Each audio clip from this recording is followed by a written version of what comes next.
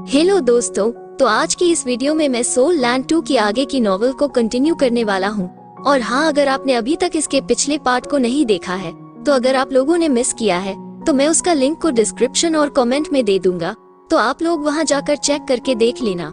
तो इस एपिसोड की शुरुआत बिल्कुल वही से शुरू होता है जहाँ जैसे ही नाना युहाओ की रूम को लॉक कर लेती है तो इसे देखकर हुआ युहाओ पूरी तरह से घबरा जाता है और कहता है, ये तुम क्या कर रही हो। और इसे देखकर युहाओ को ऐसा लगता है कि यह लास्ट टाइम वाली हरकत वापस से दोहराने वाली है। तो युहाओ घबराते हुए कहता है, मैं पहले ही तुम्हारी स्पिरिट पावर को लौटा चुका हूँ, अब तुम यहाँ से चली जाओ। लेकिन इस तरफ नाना हुआ युहाओ की एक बात भी नहीं सुनती है। तो युहाओ इसे रोकने के लिए आगे बढ़ने लगता है और मन में कहता है कि ना जाने ये लड़की क्या करना चाहती है। और फिर युहाओ चिल्लाते हुए कहता है, हे रुको। और हम देखते हैं कि नाना युहाओ के आगे घुटनों के बल बैठ गई होती है और इस चीज को देख के खुद युहाओ भी हैरान होता है।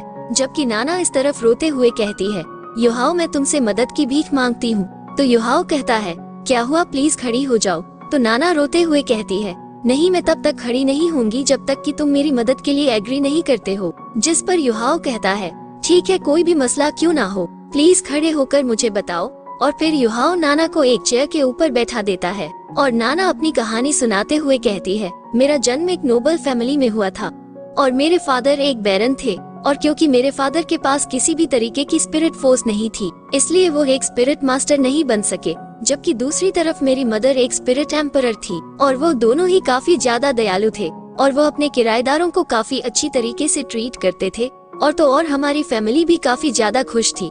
और जब मैं 6 साल की हुई थी तब मेरी स्पिरिट पावर अवेक हुई थी और मुझ पे मेरी मॉम की तरह बनने का मुझ पर भूत सवार हो गया। और क्योंकि मैं इस चीज को लेकर काफी ज्यादा खुश थी तो इस बात को मैं अपने पेरेंट्स को बताने के लिए गई। लेकिन जब मैंने उनके कमरे का दरवाजा खोला और उस लम्हे में मैंने कुछ ऐसा देखा जिसे मैं अपनी बाकी की पूरी जिंदगी में भी भुला नहीं पाऊंगी। और हम देखते हैं कि नाना के फादर मर चुके हैं और इसकी मोम रोते हुए कहती है, वो मैं ही हूँ जिन्होंने तुम्हें मारा है और मैं सच में एक श्रापित औरत हूँ।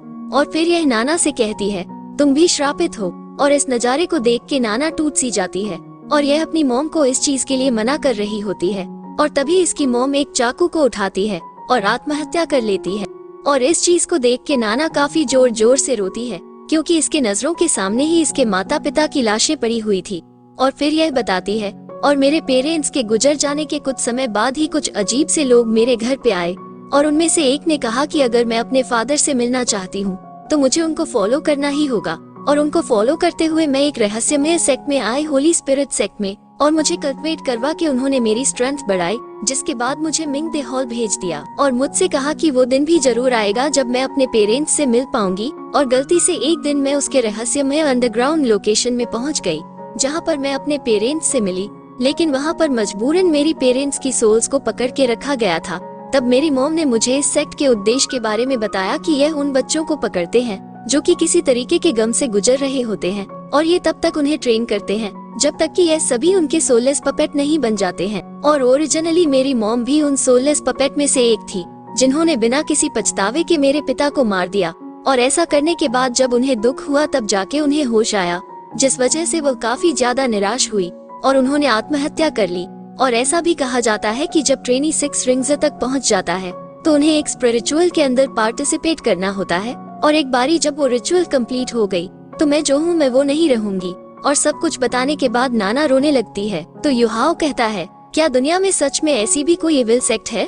और युहाओ सोचता है, उस समय जब सिस्टर जिटाओ गायब हुई थी तब श्रेक एकेडमी को एक सरप्राइज अटैक से सफर करना पड़ा था जो कि स्पिरिट मास्टर्स के ग्रुप के द्वारा किया गया था, जिनके ओरिजिन के बारे में कुछ भी नहीं पता है। लेकिन उनके बीच में एक इविल स्पिरिट मास्टर भी था, तो शायद उस चीज का नाता इस होली स्पिरिट सेक्ट के साथ हो। और फिर युहाओ इससे कहता है, अंदर के हालातों के बारे में मुझे डिटेल में बताओ और कुछ भी क्यों ना हो जाए मैं जरूर देखने जाऊंगा कि आखिर माजरा क्या है। और युहाओ मन में कहता है, क्या पता शायद वहाँ पर एल्डर सिस्टर की कोई खबर मिल जाए। भाई लोग, ये जो एपिसोड होने वाला है ये हमारा होली स्पिरिट सेक्ट के ऊपर होने वाला है, तो इसलिए वीडियो को एंड तक देखना। और फिर हमें 3 दिन बाद का सीन दिखाया जाता है और प्लान के अनुसार युहाओ, केटू और नाना ये तीनों ही सेक्ट के उस हिस्से में जा रहे होते हैं जहाँ पर नाना के पेरेंट्स सील हो रखे हैं। और फिर हम नाना को sun and moon royal hallways gate पे देखते हैं जहाँ के गार्ड्स जब नाना को काफी दूर से आते हुए देखते हैं तो ये पूछते हैं कि कौन हो तुम। लेकिन जब नाना इनके करीब आ जाती है तो यह इसे पहचानते हुए कहते हैं कि यह तो कंट्रोल स्पिरिट मास्टर नाना है और हमारे हॉल के मोस्ट रिजर्व डिसेबल एंटर कीजिए। जिसके बाद नाना अंदर की साइड जाने लगती है और जब नाना आगे जा रही होती है तभी हम नाना के पीछे एक ब्लैक फॉक्स सा देखते हैं और यह काला धुआं देखते ही देखते युहाओ और कैताओ का रूप ले लेता है और कैताओ काफी खुश होते हुए युहाओ से कहता है ये स्किल तो काफी ज्यादा रहस्यमयी है और ये तो यहाँ तक कि लोगों को शैडोज में भी बदल सकती है युहाओ अपनी ज्यादा सोल फोर्स को खर्च मत कर देना। तो युहाओ कहता है वैसे हमें जल्दी करनी चाहिए और क्योंकि युहाओ के स्पिरिट सी की वजह से इसकी स्पिरिट पावर और स्किल काफी तेजी इम्प्रूव हुई है, इसलिए ही यह अपनी स्पिरिट स्किल इमिटेशन का इस्तेमाल करके ये कैताओ और अपने आप को नाना की शेडो के अंदर ट्रांसफॉर्म कर पाया। और एवरेज लोग इस स्किल को बिल्कुल भी नोटिस नहीं कर पाते हैं, जिससे कि यह बड़ी ही आसानी से गार्ड को पास कर लेते हैं, जिसके कुछ समय बाद ही ये लोग अनरिमार्केटिंग के सामने आ जाते हैं। और यहाँ पर युहाओ और केटाओ ये दोनों ही दो पार्टीज में बट गए, जहाँ पर केटाओ को बाहर ही रुकना था, जबकि युहाओ अपनी वापस से इमिटेशन स्किल का इस्तेमाल करके नाना की शेडो बन जाता है और नाना को फॉलो करते हुए बिल्डिंग के और भी अंदर जाने लगता है। और जैसे यह इस बिल्डिंग के एंट्रेंस पे पहुँचती है तो यहाँ पर एक बंदा इससे पासवर्ड मांगता है, तो ये प्रे करते हुए कहती है होली एम्परर हजारों साल जिए और अनंत समय तक अमर रहे। तो ये बंदा कहता है quest spirit master please enter कीजिए। और युहाओ नाना को फॉलो करते हुए और काफी सारी ब्लैक सीढ़ियों को उतारते हुए और भी गहराइयों में लगातार जाए जा रहा होता है और करीब 15 मिनट बाद ये लोग आखिरकार अंडरग्राउंड अवतार तक आ ही जाते हैं। और यह मन ही मन युहाओ से कहती है हम यहाँ पर आ गए हैं और यही वह अवतार है और इनके नीचे जो यह फ्लोर है वहीं पे मेरे पेरेंट्स को रखा गया है। और फिर नाना इसके आगे झुकते हुए कहती है sixth servant great Holi spirit और दूसरी होली स्पिरिट को रिस्पेक्ट पे करती है। तो ग्रेट होली स्पिरिट कहती है खड़ी हो जाओ और आखिर तुम आज क्यों आई हो और मुझे लगता है आज तुम्हारा आने वाला दिन नहीं था। और इस तरफ युहाओ मन में कहता है इन दोनों की स्ट्रेंथ स्पिरिट एम्परर की है और इनकी पूरी बॉडी एक इविल ओरा से कवर हो रखी है। तो नाना कहती है सेकंड होली स्पिरिट प्लीज मुझे माफ कर दीजिए, लेकिन ये सिक्स्थ सर्वेंट के हाल ही में काफी सारे लेसन्स हुए हैं जिस वजह से यह पिछले 6 महीनों से लौट के नहीं आ पाई है। तो इनमें से एक बंदा कहता है ओ तो ऐसी बात है। तो नाना कहती है ग्रेट होली स्पिरिट्स प्लीज मुझे इजाजत दीजिए इससे पास होने की। और इस तरफ नाना मनी मन युहाओ से कहती है युहाओ तुम्हें अपनी सांसों को हर हालत में रोक के रखना होगा और तब तक इंतजार करना होगा जब तक कि इनका ध्यान अपने ऊपर से नहीं हट जाता है। और तभी अचानक से एक बंदा कहता है एक सेकंड रुको, कुछ तो गलत है, क्या यह औरत घुसपैठ का है? तो दूसरा वाला चिल्लाते हुए कहता है अल्तार पीस में कोई घुसा है। और युहाओ मन में कहता है इन्होंने असल में मुझे नोटिस कर लिया, तो शायद अब मुझे पहला हमला भी कर देना चाहिए। और तभी अचानक से युहाओ शेडो के अंदर से बाहर निकलता है और सीधे ही ग्रेट होली स्पिरिट की तरह बढ़ने लगता है और यह कोई भी रिएक्ट कर पाता उससे पहले ही युहाओ एब्सोल्यूट डोमिनेंस का एक काफी खतरनाक पंच इसके चेस्ट पर कर देता है और युहाओ के पंच की वजह से ये काफी दूर तक जाता है और चिल्लाते हुए कहता है ये बिल्कुल भी अच्छा नहीं हो रहा है, सेकंड एल्डर जल्दी से उसे मारो। और इसे देख के युहाओ मन में कहता है मेरा जोरदार हमला लेने के बाद भी यह तो अब भी जिंदा है। और तभी नाना अपने डैगर से सेकंड एल्डर के ऊपर अटैक कर देती है, लेकिन ये बंदा बड़ी ही आसानी से नाना के डैगर को पकड़ लेता है और इस पर चिल्लाते हुए कहती है धोखेबाज, आज मैं तेरी सोल को डिस्ट्रॉय कर दूंगा। और इतना कह के यह अपनी एविल पावर को काफी खतरनाक तरीके से इस्तेमाल करने लगता है, जिस वजह से इसका साइज काफी ज्यादा बड़ा हो जाता है। और इस चीज को देख के युहाओ समझ जाता है यह एक इविल स्पिरिट मास्टर है और यह इविल स्पिरिट मास्टर नाना को मारने के लिए आगे बढ़ने लगता है। तो युहाओ इसके ऊपर सोल से खतरनाक अटैक कर देता है, जिसकी वजह से इसकी सोल के अलावा पूरी इविल बॉडी डिस्ट्रॉय हो जाती है।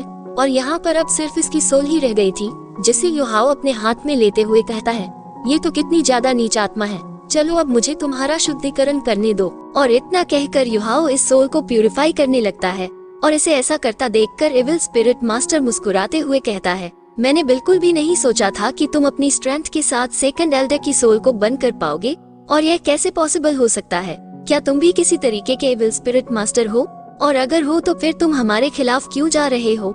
और फिर यह अपनी काफी खतरनाक तरीके से पावर इस्तेमाल करने लगता है और कहता है कि चलो अगर अब हालात ऐसे ही हो गए हैं तो फिर मुझे अब लगता है कि बस तुम दोनों को मार देना चाहिए। और इसकी इतनी ज्यादा इविल स्ट्रेंथ को देख के युहाओ भी हैरान होता है, जबकि नाना को लगता है कि इनका खेल अब खत्म हो गया है। और फिर यह बंदा युहाओ के ऊपर काफी सारी इविल सोल स्पिरिट से अटैक करते हुए कहता है ये होली स्पिरिट सेक्ट की सीक्रेट टेक्निक सोल असोल्ट है और वाकई में यह अटैक देखने में काफी खतरनाक लगता है। और फिर हम देखते हैं कि काफी सारी इविल स्पिरिट्स युहाओ और नाना की तरफ ही बढ़ रही होती हैं। और इस चीज को देख के नाना काफी हैरान होती है और कहती है कि मैंने कभी नहीं सोचा था कि इस अवतार पीस होगा।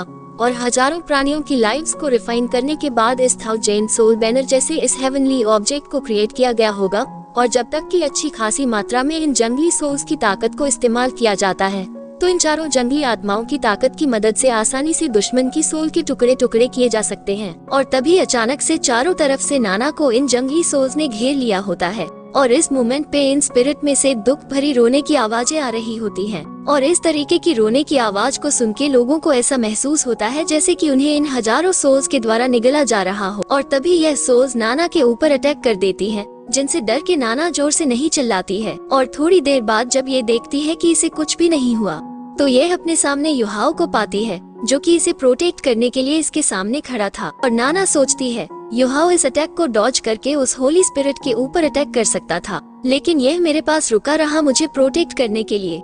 और तभी हम देखते हैं कि युहाओ ने शांति से किसी अनजानी भाषा में मंत्र जाप करना शुरू कर दिया होता है, जिस वजह से यह स्पिरिट्स किसी बिना सिर वाली मक्खियों की तरह इधर उधर भटकने लगती हैं। और अब ये हमारे ऊपर भी अटैक नहीं कर रही होती है। और इस चीज को देख के यह इविल स्पिरिट एल्डर भी काफी हैरान होता है। और यह ग्लैड होली स्पिरिट अपने ही खुद के ब्लड को इस्तेमाल करता है एक सेक्रीफाइस के रूप में इन 1000 सोल बैनर्स के लिए, जिस वजह से ये तुरंत ही इन लोगों के ऊपर अटैक करने लगती है। और हम देखते हैं कि इनके आगे युहाओ के मंत्र भी फेल हो चुके होते हैं, जिस वजह से ये लगातार अटैक करना शुरू कर देते हैं। लेकिन युहाओ इनके सामने डट के खड़ा रहता है। और इस चीज को देख के नाना भी परेशान होती है और मन में कहती है ये जो इविल सोल्स युहाओ की बॉडी से होकर गुजर रही हैं, जिसकी वजह से इसकी सोल कमजोर होना शुरू हो गई है। और ऐसा दिखाई पड़ता है कि इसके कभी भी टुकड़े हो सकते हैं। और युहाओ को इन्हें ब्लॉक करने में काफी दिक्कत हो रही होती है। और युहाओ को ऐसे सफर करता देख नाना को काफी ज्यादा बुरा लगता है। और यह रोते हुए मन में कहती है युहाओ मुझे माफ करना, मैंने कभी नहीं सोचा था कि अंत में हम ग्रेट होली स्पिरिट को नहीं हरा पाएंगे। और मैं ही थी जिसने तुम्हें यहाँ पे आने के लिए कहा था। और शायद मुझे उस समय तुमसे मदद की भीख नहीं मांगनी चाहिए थी।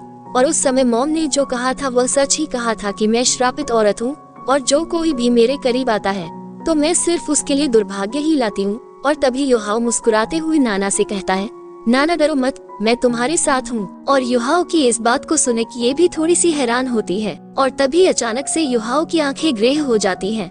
और युहाओ कहता है मैं इनकी आत्मा के अंदर जो गंदगी है उसे साफ कर दूंगा। और इस लम्हे में ऐसा दिखता है कि नाना किसी भगवान की उपस्थिति की गवाह बन रही हो, क्योंकि युहाओ की आंखों में से काफी ज्यादा प्योर व्हाइट लाइट निकलती है, वो भी इतनी भव्यता के साथ जो सूरज के टक्कर की हो। और युहाओ को ऐसा करते देख नाना सोचती है ऐसा दिखता है कि जैसे कि यह कोई डिवाइन लाइट हो जो कि इस दुनिया से बिलोंग नहीं करती है।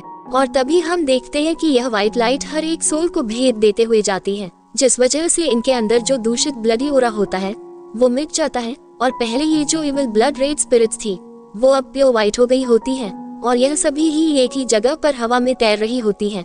और जैसे ही एक बारी यह प्यूरिफाइंग लाइट होली स्पिरिट के ऊपर पड़ती है, जिस वजह से इसकी पूरी बॉडी सुन्न हो जाती है और यह घुटनों के बल आ जाता है। और इसे ऐसा महसूस होता है जैसे कि इसके अंदर से ब्लैक स्मोक बाहर निकल रहा हो। और तभी युहाओ नाना का नाम बार बार लेके इसे होश में लाता है। तो नाना मन में कहती है और जब मैं अपने होश में आई तब मैंने युहाओ के चेहरे पे अपने प्रति चिंता को देखा। और युहाओ उसे कहता है हमारे पास ज्यादा समय नहीं है, जल्दी से जाके अपने पेरेंट्स को ढूंढो। और इतने ज्यादा स्ट्रांग प्यूरिफाई और यह भागते हुए अपने पेरेंट्स को ढूंढने के लिए जाने लगती है। लेकिन यह मन ही मन युहाओ को थैंक यू भी कह रही होती है। और तभी हम युहाओ के सामने ब्लड रेड कलर के डेमन जैसे दिखने वाले बंदे को देखते हैं। और युहाओ इसे देख के मन में कहता है ये सेकंड होली स्पिरिट का इनकारनेट है जिसे मैंने पहले प्यूरिफाई किया था। और मुझे लगता है कि मैं इससे ग्रेट होली स्पिरिट के बारे में भी पूछ सकता हूँ। और तभी यह डेमन इस सिविल स्पिरिट मास्टर की गर्दन को पकड़ के उठा लेता है। और फिर युहाओ इसके ऊपर अपना जादू करके इसे होश में ले आता है। और यह होश में आते ही कहता है क्या ये सेकंड होली स्पिरिट की स्पिरिट फॉर्म है जिसने मुझे प्यूरिफाई किया है। जिस पर युहाओ इससे कहता है जल्दी से बताओ कि तुम्हारा ये होली स्पिरिट सेक्ट किस तरीके का सेक्ट है और तुम्हारा जनरल अवतार कहाँ पर है। तो ये कहता है कि क्या तुम होली सन हो, अगर तुम होली सन हो तो तुम्हें होली एंट्रेंस को ढूंढना चाहिए। और जिनके पास सिर्फ डिवाइन पावर है सिर्फ उनके पास ही क्वालिफिकेशन है होली एम्परर को फॉलो करके इस दुनिया पर राज करने का। तो युहाओ इससे कहता है मेरे सवाल का जवाब दो नहीं तो मैं तुम्हारी सोल को नष्ट कर दूंगा, जिससे कि फिर कभी तुम दोबारा जन्म नहीं ले पाओगे। तो ये युहाओ से कहता है, होली सन एक ना एक दिन होली एम्परर तुम्हें जरूर ढूंढ लेंगे, और शायद उस समय होली एम्परर इस यूनिवर्स पर राज करे, और शायद होली एम्परर हमेशा के लिए जिंदा रहे, और इतना कि यह अपने आप को ब्लैक स्मोक में डिसइंटीग्रेट कर लेता है।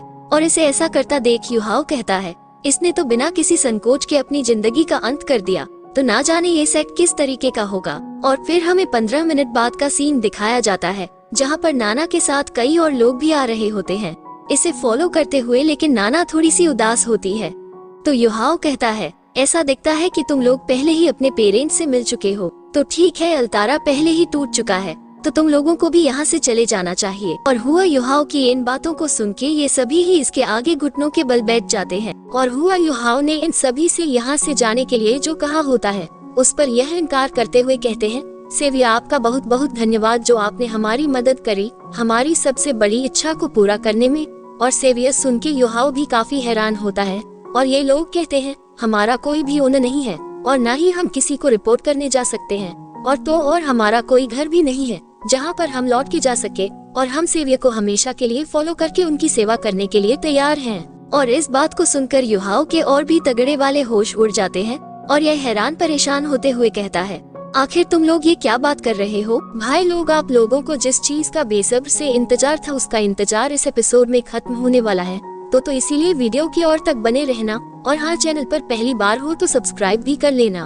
और फिर नाना कहती है, मास्टर प्लीज हमें एक्सेप्ट कीजिए, क्योंकि अभी हम सभी बेघर हैं, और आप ही हैं जिन्होंने हमें होली सैक से बचाया है, इसलिए आप हमारे लिए सेकंड फादर जैसे हैं, इसलिए हम सभी के पास आपको फॉलो करने के अलावा कोई और चॉइस नहीं है। और नाना की बातों को सुनकर युहाओ थोड़ा सा हैरान परेशान होता है, और कहता है कि मैं तो बस एक मामूली सा ट्रांसफर स्टूडेंट हूँ, और ना ही मेरे पास हक है तुम लोगों का मास्टर बनने का।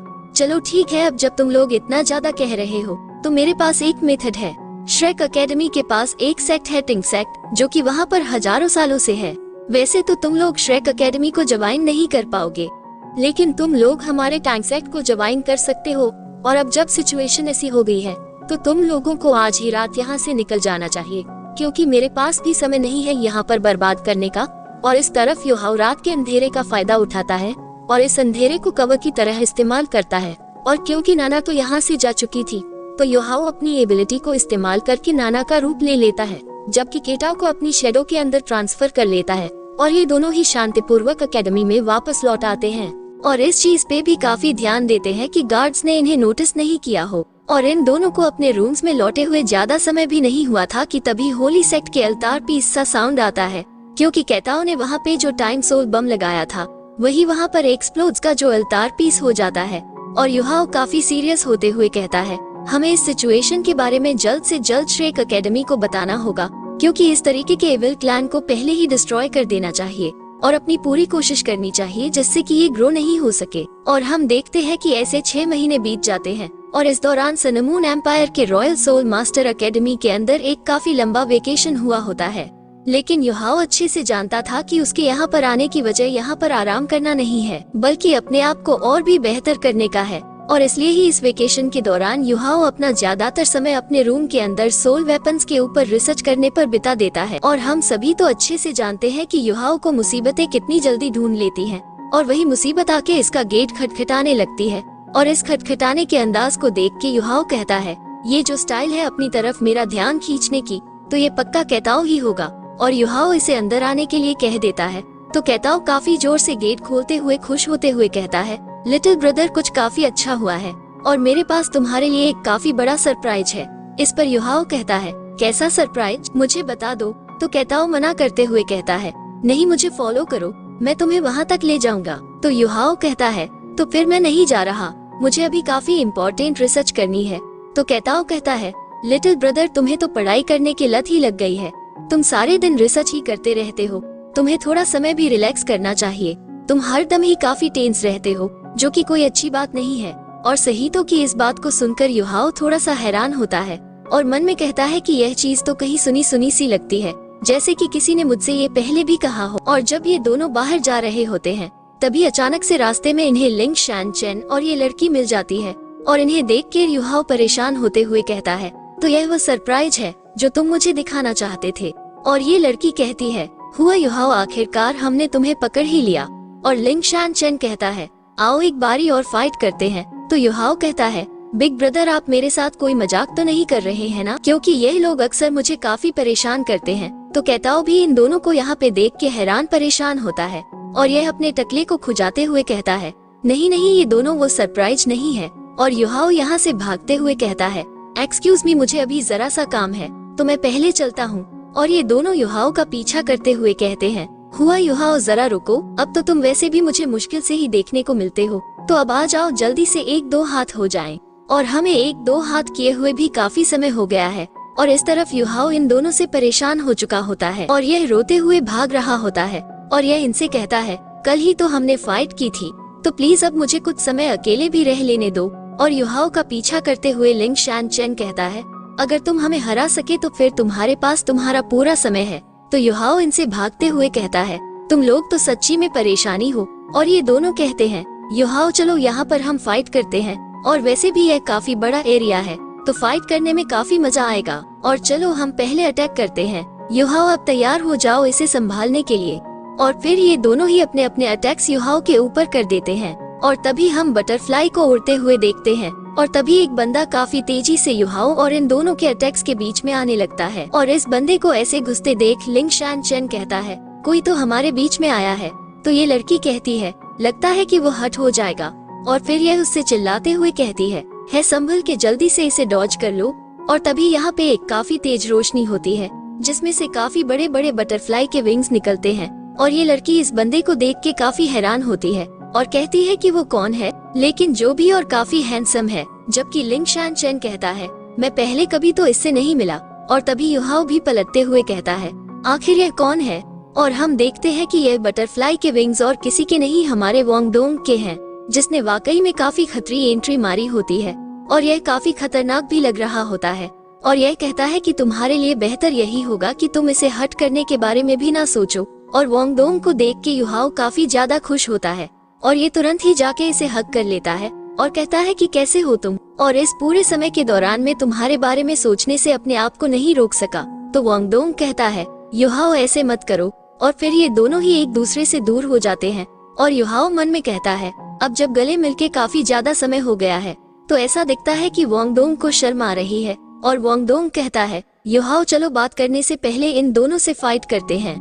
तो युहाओ कहता है, मैं इस चीज के लिए तैयार हूँ, वैसे भी वो 2 लोग हैं। और वांगडोंग को देख के ये लड़की मन में कहती है, ऐसा लगता है कि ये ब्यूटीफुल जूनियर युहाओ को पहले से जानता पहचानता है, लेकिन इनके बीच का जो रिलेशनशिप है वो काफी अजीब दिख रहा है। और तभी युहाओ कहता है, लिंग शान चेन जिंग जी यान, यह मेरा गुड ब्रदर वांगडोंग है और आज हम दोनों तुम दोनों का सामना करेंगे। और लगता है कि अब कहानी में काफी ज्यादा मजा आने वाला है। और अब भाई लोग अपने काफी समय बाद युहाओ और वांगडोंग को एक साथ फाइट करते हुए देखेंगे। तो इनकी फाइट को मैं कल एक्सप्लेन करूंगा। यदि अगर आप लोगों को भी और थोड़ा सा भी अच्छा लगा हो, लाइक शेयर सब्सक्राइब दबा के करना। और हाँ, वीडियो को शेयर भी कर देना। और इसका अगला पार्ट कल आएगा। तब तक के लिए बाय, गुड नाइट।